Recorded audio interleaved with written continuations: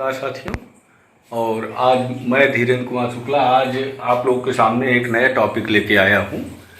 लेखांकन चक्र, accounting cycle. Accounting cycle क्या है, इसको जानने से पहले सबसे पहले हम थोड़ा सा बैक होंगे यानी पीछे की ओर चलेंगे। पीछे कैसे चलेंगे? हमने जब स्टार्टिंग किया था उस समय मैंने आप लोग को बताया था लेखांकन का ढांचा, अकाउंटिंग स्ट्रक्चर। तो अकाउंटिंग स्ट्रक्चर के ही जो एलिमेंट्स हैं, जो तत्व हैं, वो वही सारे तत्व आपके अकाउंटिंग साइकिल में यूज हुए हैं। आप ध्यान से देखें तो जिन एलिमेंट्स का, जिन तत्वों का या जिन नामों का हमने यूज आपके लेखांकन ढांचा में किया था, अकाउंटिंग स्ट्रक्चर में किया था, उन्हीं नामों का प्रयोग हमने अकाउंटिंग साइकिल में भी किया है। थोड़ा सा कुछ चीजें हमने इसमें विस्तृत रूप से दिखा दिया है। बाकी यदि आप संक्षिप्त में समझें तो यदि आपने अकाउंटिंग स्ट्रक्चर को कायदे से स्टडी कर लिया है, ठीक से स्टडी कर लिया है, तो ये मान के चले कि आपका अकाउंटिंग साइकिल भी कंप्लीट हो जाएगा। प्रॉपरली यदि आपने अकाउंटिंग स्ट्रक्चर पढ़ लिया तो आपका अकाउंटिंग साइकिल भी वेल कंप्लीट हो जाएगा।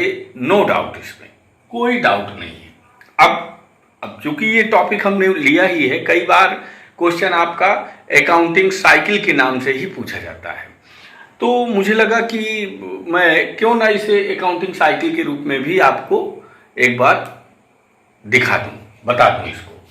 तो इसीलिए मैं आज अकाउंटिंग साइकिल के नाम से ये मैटर आपके सामने लाया हूं। अब देखते हैं अकाउंटिंग साइकिल। देखिए लेखांकन चक्र, लेखांकन चक्र देखिए व्यापार चक्र जिस प्रकार से होता है, तो ठीक वही लेखांकन चक्र, यानी कि कहां से हमारे व्यापार की शुरुआत होती है, कहां से व्यापार हमारा शुरू होता है और कहां जाके व्यापारिक गतिविधि खत्म होती है। अब इसमें सबसे बड़ी बात हमें जो जानना है कि व्यापार का आशय क्या है। भाई व्यापार का मुख्य उद्देश्य क्या होता है? व्यापार का उद्देश्य होता है लाभ कमाना, अर्थात लाभ कमाने के उद्देश्य से जो भी काम किए जाते हैं, जो भी कार्य किए जाते हैं, व्यापार कहलाता है। अब व्यापार के अंतर्गत वस्तुओं का क्रय विक्रय करना, सेवाओं का आदान प्रदान करना, यही तो व्यापार है।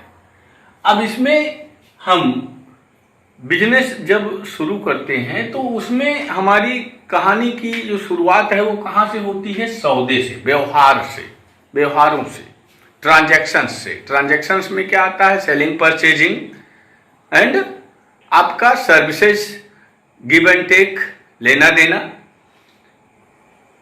तो अब ये जो सर्विसेज या सेलिंग परचेजिंग हुई है, अब उसकी हम जर्नल एंट्रीज करते हैं, यानी प्रत्येक ट्रांजैक्शन के देयर आर टू साइड्स, दो पक्ष होते हैं।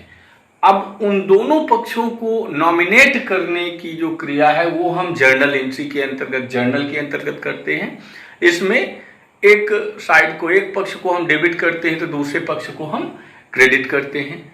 जर्नल एंट्री यानी कि जब डेबिट क्रेडिट हो जाता है, दोनों पक्षों का नॉमिनेशन हो जाता है, इंडिकेट कर दिया जाता है कि कौन सा पक्ष क्या है, तो इसके बाद उन इंडिकेशंस का या उन सौदों का हम क्या करते हैं, जितने भी नाम से यहाँ अकाउंट ओपन होते हैं, डेबिट क्रेडिट होते हैं, उन सभी नामों का अलग अलग, जितने नाम नए आते हैं इसमें, उन सभी नामों के अलग अलग हम लेजर प्रिपेयर करते हैं, बनाते हैं, खाता बही बनाते हैं। खाता बही अलग अलग चूंकि हर नाम का बनता है तो इसीलिए हम इसको क्लासिफिकेशन भी कहते हैं, वर्गीकरण, क्योंकि सभी खातों का एक विस्तार कर दिया जाता है, अलग अलग फैला दिया जाता है, यानी वर्गीकृत कर दिया जाता है, क्लासिफाइड कर दिया जाता है। इसलिए खाता बही का जो कॉन्सेप्ट है वो क्लासिफिकेशन के रूप में जाना जाता है, वर्गीकरण के रूप में जाना जाता है। अर्थात प्रत्येक नाम का एक अलग से लेजर प्रिपेयर किया जाता है, हर नाम का अलग अलग लेजर बना दिया जाता है। तो ये क्या होता है, अलग अलग ब्रांचेज इसमें फैल जाती हैं, तो ये वर्गीकरण होता है, इसीलिए इसको वर्गीकरण कहते हैं, क्लासिफिकेशन। अब जब क्लासिफिकेशन हो जाता है तो अब हमने जो क्लासिफिकेशन किया है, वर्गीकरण किया है या लेजर प्रिपेयर किए हैं, उनके टोटल और बैलेंसेज निकाले हैं, उनका टोटल और बैलेंस यानी योग और बाकिया जो हमने निकाली हैं, योग और शेष जो निकाले हैं, वो हमारे सही हैं या गलत हैं। इन सभी बातों का पता करने के लिए हम एक समरी तैयार करते हैं, सारांश के रूप में हम एक स्टेटमेंट तैयार करते हैं, एक निश्चित डेट पर, एक निश्चित तिथि पर, जिसे हम तलपट या ट्रायल बैलेंस कहते हैं। एक निश्चित डेट पर हम इन सभी लेजर्स के बैलेंस या टोटल का, या बैलेंस व टोटल का एक समरी तैयार करते हैं, सारांश तैयार करते हैं, जिसे हम क्या कहते हैं, ट्रायल बैलेंस। ट्रायल बैलेंस क्या शो करता है, अर्थमेटिक ट्रूथनेस, अंकगणितीय सत्यता की पहचान करवाता है कि भाई ये हमने जो टोटल किए हैं या जो बैलेंसेज निकाले हैं, ये हमने सही निकाले हैं कि नहीं। ये कैसे पता चलता है, जब ट्रायल बैलेंस के डेबिट और क्रेडिट दोनों साइड का टोटल यदि बराबर आ गया तो हम मान के चलते हैं कि यहाँ पे हमने जो टोटल और बैलेंसेज निकाले हैं वो हमारे सही हैं। तो जब ट्रायल बैलेंस भी बन जाता है तो अब जैसा कि मैंने बताया कि भाई बिजनेस का जो मेन उद्देश्य होता है, एम होता है, वो क्या होता है, लाभ कमाना। अब वो लाभ हमें हुआ या हानि हुई, क्या हुआ, इस बात का पता हमें चलता है अंतिम खाते से। अंतिम खाते मीन्स व्यापारी द्वारा वर्ष के या व्यापारिक अवधि के अंत में, व्यापारिक अवधि के अंत में, भाई व्यापारिक अवधि सबका अलग अलग भी हो सकता है या एक ही हो सकता है। जो ट्रेड पीरियड है, अब कोई जो है फाइनेंशियल ईयर फॉलो करता है, कोई कैलेंडर ईयर फॉलो करता है ना, कोई फेस्टिवल ईयर फॉलो करता है।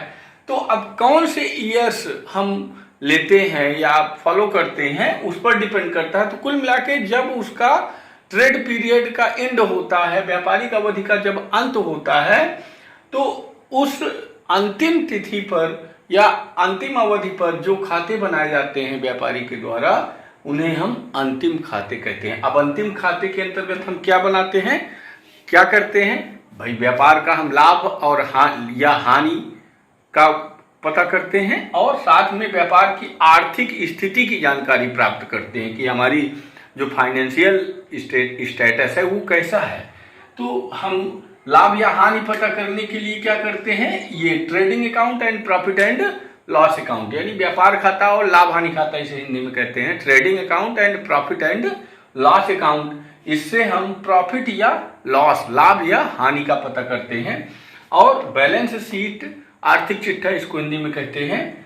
तो बैलेंस शीट से हम क्या पता करते हैं, व्यापार की आर्थिक स्थिति, फाइनेंशियल स्टेटस का पता करते हैं।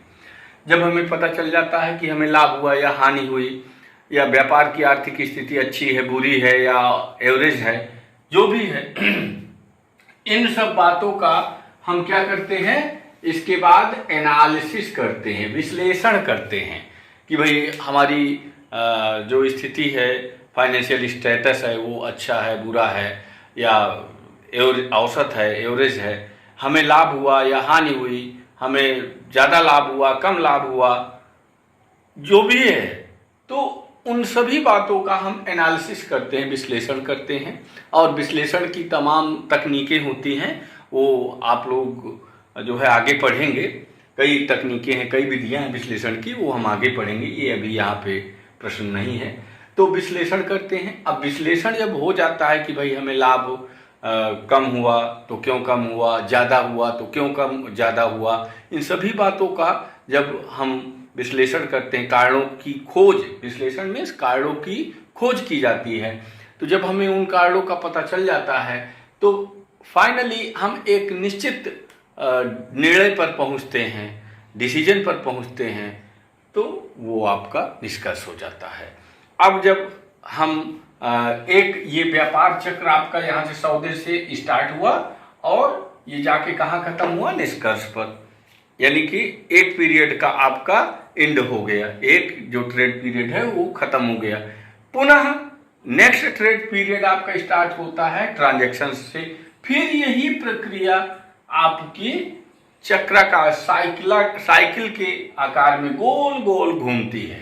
सौदे से स्टार्ट होके खत्म कहाँ होती है? इंटरप्रिटेशन में। ट्रांजैक्शन से स्टार्ट होके इंटरप्रिटेशन में खत्म हो जाता है।